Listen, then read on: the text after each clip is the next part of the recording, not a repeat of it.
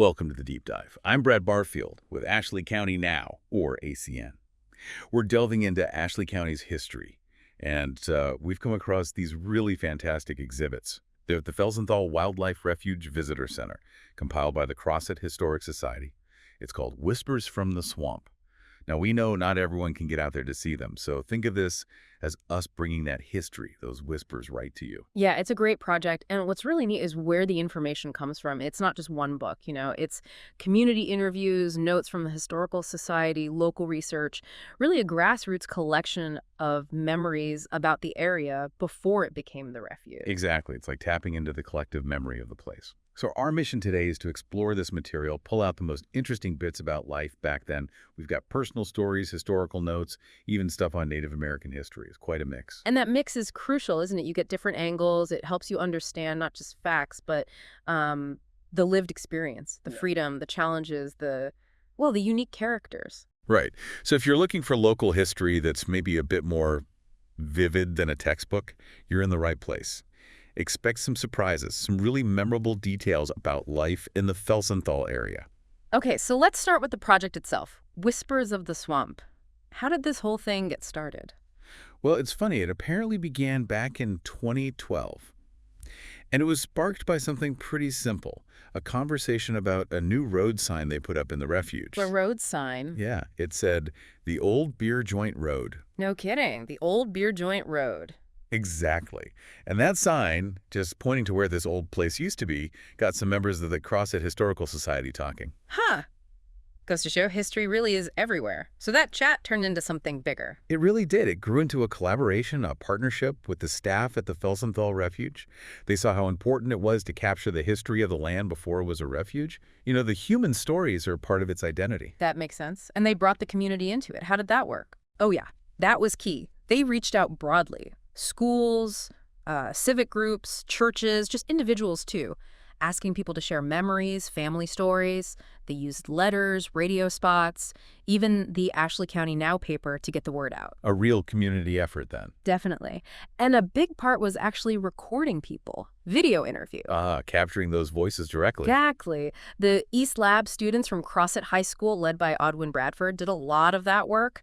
Those interviews were just invaluable for getting the personal side, the feelings, the different viewpoints. So taking all that together, the interviews, the research, Yeah. what picture started to form about life in the swamp back then? Any common themes? Oh, absolutely. Several things kept coming up. One big one was just happy times.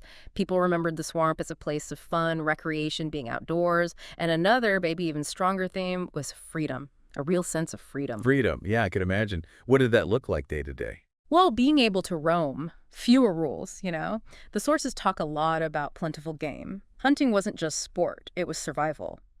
And just the beauty of it all, the river, the creeks, the forests. People spoke about the peace, the solitude. A very different connection to the land than most of us have now. For sure. And also the importance of neighbors. Special neighbors was a phrase used. That sense of community, relying on each other. Makes sense in a place that was probably pretty spread out. What about fun? Recreation? Lots of that mentioned. Fishing, obviously, boating, but also gatherings, picnics, even ball games near the river landings, courting spots, too. Courting spots in the swamp? Apparently. And you could rent cabins, boats, buy bait. There was a whole little local economy around it. So it wasn't just wild, it was a social center, too. Yeah. How did folks make a living, sustain themselves? Living off the land was central. Hunting, fishing, gathering. Plus, many had hogs and cattle that just roamed free. Free range. How do they keep track? They had registered marks at the courthouse.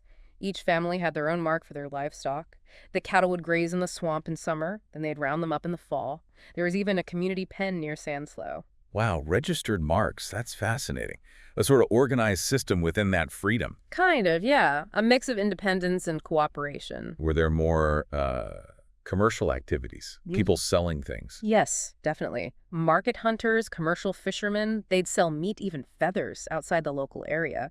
Trapping for pelts, too. The sources list specific camps by name: Johnson, Perry, Boulding, Cooper, Rushing, Tanton, others. Hubs for this activity, most likely. Johnson seemed to be a common name there. Several Johnsons mentioned, yes. Les, Fulton, Bass seemed prominent in the river life. And fishing methods, besides poles. Well, poles, nets, gigs were standard, but they also mentioned dynamiting. Dynamiting. for fish, and something called telephoning. Less common, maybe, perhaps frowned upon by some, but it was mentioned. Goodness. Definitely different times. Now, amidst these general themes, the project really highlights some standout individuals, right? Yeah. 3 names kept popping up. That's right. 3 figures seem to have really stuck in the local memory. Tom Grider, the river rat, James Rice, the hermit, and Miss Pearl Ramsauer. Okay, let's take them one by one. Tom Grider, a river rat. What's his story? Well, Grider's almost legendary. Lots of stories. Some fact, maybe some stretching over time, you know. He lived very secluded out near Wildcat Slough. There's talk he might have had a head injury from working in the El Dorado oil fields. Ah, maybe explaining his reclusiveness. Possibly. He lived with the Les Johnson family for a bit, but left. Apparently, hygiene was an issue. Okay, so real solitary figure. What else? Known for his dogs. Always had dogs. And he Yeah. fed them cooked fish he caught himself. Cook fish for the dogs. Specific detail. Isn't it? His appearance was described as scary. Someone mentioned strange cat-like eyes. One woman fishing nearby was apparently terrified when he just appeared on the bank. And there's a grim detail about when he died, his beard had supposedly grown into his clothes. They had to cut it. Oh my. Definitely paints a picture. Did he interact much with people? Or try to keep them away? Seems like he preferred to keep people away. Stories of him shooting at folks who got too near his camp. Robert Pill, in one of the interviews, actually tells about being shot by Grider. Shot. Really? He told that story on video. He did. Gives those stories some real weight. And there was also talk, maybe rumors, about him being involved in moonshining. So an outsider, maybe a bit feared, definitely memorable. A true swamp enigma. You could say that. Okay, next. James Rice, the hermit. Sounds like a different kind of story. Yes, maybe a bit more. Melancholy, perhaps. Born 1893, died 1977. Buried locally at Carlock Cemetery. There was actually a newspaper article about him in 82, The Hermit Dies. Ah, so some documentation. Some, yes, Yeah. and lots of mentions in the interviews. He didn't have much schooling, but he was artistic, talented at drawing, sketching, made cardboard cutouts, too. An artist hermit. What did he draw? Well, he did a detailed drawing of the Oquita River Bridge around 1920, pen and ink, then colored it, drew maps of the area, too. Some of his work was supposedly at the Ashley County Courthouse, once sketches of the old courthouse, the bridge, but it seems to be lost now. Oh, that's a shame. A real loss. What else do we know about his life? He struggled with health problems, maybe epilepsy, made steady work difficult. He got by gathering and selling mayhaw berries, making wooden ladders, lived simply. Where did he live? For a while, a cabin on what became known as James Rice Ridge. Later, just a shack on Georgia Pacific land near the mill. They tore it down after he died. A solitary life. But there's that one really wild story about him. Ah, yes, the self-surgery story. It's quite something. Tell us. Well, the account goes that he needed some kind of operation, couldn't get it or afford it, so he supposedly checked out a medical book from the library and performed the surgery on himself. Get out. Seriously. That's the story passed down. Whether it's entirely accurate, who knows, but it speaks volumes about his self-reliance, maybe desperation. Incredible, isn't it? Absolutely incredible. Resourceful doesn't even begin to cover it. Okay, from the river rat and the hermit to Miss Pearl Ramsauer. Her name came up most often, you said.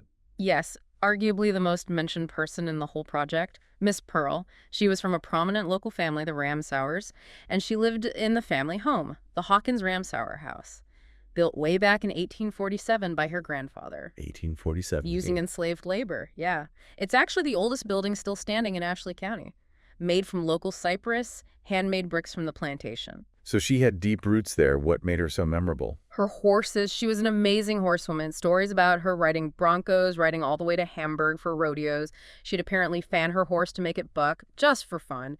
Rode everywhere, checking cattle, well into her late 70s. 70s, still riding. Until she had an accident with a barbed wire fence, broke her hip, but yeah, incredible dedication. What was she like as a person, beyond the riding? Well, some remember her sitting on the porch with a shotgun. Might sound stern. Yeah, a little intimidating, maybe. But people who knew her also stressed she was kind, generous, good-hearted, respectable, just maybe also a bit coarse. Shrill, loud voice, didn't mince words, perhaps. Didn't fit the mold for women back then. A complex character, then. Kind but tough. Seems like it. She'd actually trained as a nurse. There's a story she was jilted in her youth, maybe that shaped her independence. She ran the cattle business, wasn't big on housekeeping, loved animals. Any specific anecdotes about her? Someone remembered her describing a painted staircase in the house. An artist from New Orleans did it, made it look just like wallpaper. And interestingly, for someone so well remembered, there are no known photos of her. Just a sketch. No photos, just a sketch. That adds to the mystique. It does. There's a lovely recollection from someone who was a child in 1937, just remembering watching her ride, knowing the woods so well. It's amazing how these three people, Grider, Rice, Ramsaur, each embody such different aspects of that swamp life. The recluse, the artist, the strong, independent woman. What a real tapestry of personality. Now, the project also touched on the Native American history of the area, which is crucial context. What did it cover? Right. Drawing from an article by Worthcamp Jr., it talks about Choctaw and Cherokee presence in Union County, which borders Ashley. Early arrivals, some conflicts with the Osage who were already there. Later, more Cherokee came during the 1920s oil boom. So it wasn't empty land when settlers arrived. Far from it. The materials mention the Louisiana Purchase Survey clarifying it wasn't the Choctaw Survey and how land warrants were obtained from tribes after the purchase. It also briefly covers the Choctaw Nation in Mississippi and Alabama, their farming trade with the French and Spanish. And the Louisiana Purchase must have been a massive turning point. Huge. It opened land for expansion, but also led to the policy of, well, removing tribes west of the Mississippi. Even though the Choctaw helped Andrew Jackson in the War of 1812, the pressure for removal continued afterwards. Difficult part of the history. Very. The project notes the Choctaw removals and then the survey of Arkansas lands starting near Arkansas City. That survey's initial point became the basis for the fifth principle, meridian the grid system for land ownership across a huge area, including South Arkansas. So land titles today trace back to that survey after the treaties. Many of them do, yes. Following those treaties in the 1820s and 30s where native lands were ceded, it's a reminder of the layered history here. Absolutely. And what about early settlements and trade among the newcomers? The project highlights those little country stores as key places, information hubs. There are stories of continued Native American presence. One mentioned 3,000 south of El Dorado early on. The Swilly family near Lisbon supposedly had Choctaw connections. So interaction continued. Seems so. There's even a story about Native Americans sleeping by settlers' chimneys on cold nights for warmth, and descriptions of a wide trail along the Wachita, used by everyone, Native Americans. Settlers connecting places like Marion, Lapile, Camden. It's a shared pathway. Yeah. Similar stories from Darden's store in Lisbon trails brought travelers, Indians, gypsies camping nearby. And even earlier European activity. Briefly, yes. Mentions Fort St. Louis, Arkansas Post, trade with Quapaw and Osage, Spanish favoring St. Louis traders, Cherokee arriving north of the Arkansas River in the 1780s, and Fort Miro, near modern Monroe, Louisiana, an early Spanish post from 1784, shows how long people have been active in this river system. It really puts the pre-refuge era into a much longer historical context. The project also captured some colorful local details, right? Place names, anecdotes. Oh yeah, the names alone are great. Deadpecker Slough, Red Eye Slough, Cookadess, Philly Haw Dilly, Pete Wilson Slough, Wildcat Springs, all around the Wildcat Lake area. Deadpecker Slough. You have to wonder about the story there. Exactly. And there is a legend about Pete Wilson Slough that Pete Wilson was murdered there way back when. Gives it a bit of a spooky vibe. A little. And then there are these wonderful personal bits called cloud notes. Cloud notes, like little snippets of memory. Precisely.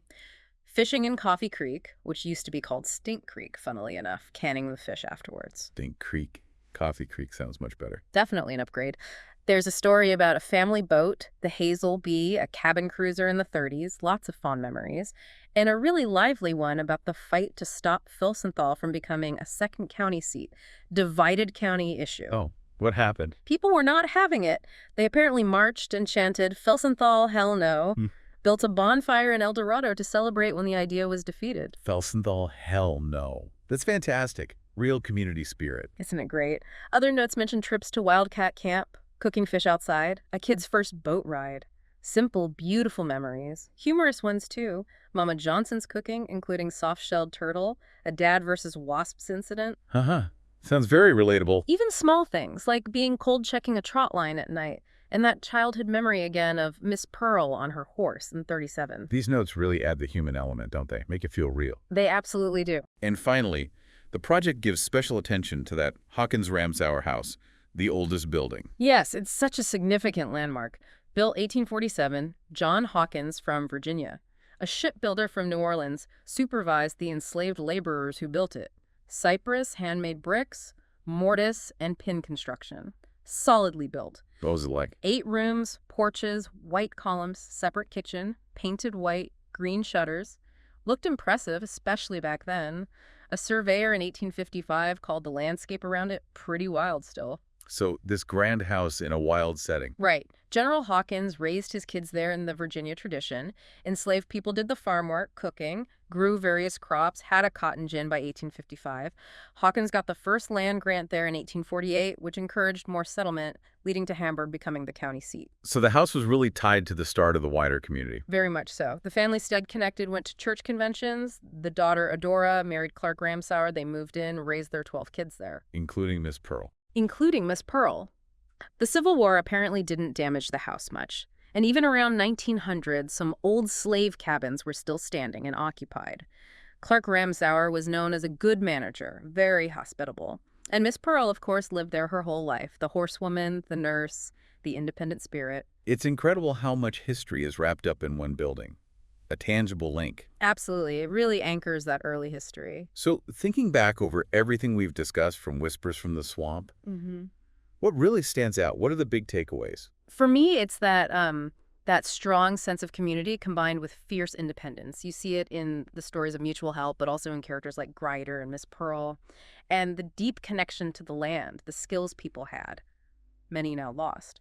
Plus, remembering the Native American history is vital context. And the color, those anecdotes, the Felsenthal Hell No chant, it brings the past alive. It really does. It shows you the personality of the place. It's clear this project by the Crossett Historic Society, shared to the Refuge Visitor Center, and now, hopefully, through us at ACN, has preserved something incredibly valuable for Ashley County. What do you hope people hearing this take away? Well, maybe just a moment to reflect, how understanding a specific local past like this helps us see history differently, how it shapes the present. Maybe it sparks curiosity about their own local history, their own family stories. These whispers need to be kept alive. And if folks are ever in the area. Oh, definitely. If you get the chance, visit the Felsenthal National Wildlife Refuge Visitor Center, see the whispers from the swamp, exhibit yourself. It's worth it. Absolutely. So as we wrap up, let's just remember the power of these local stories, these whispers. They connect us, they teach us. Preserving them matters. Thank you for joining us for this deep dive into Ashley County's Whispers from the Swamp.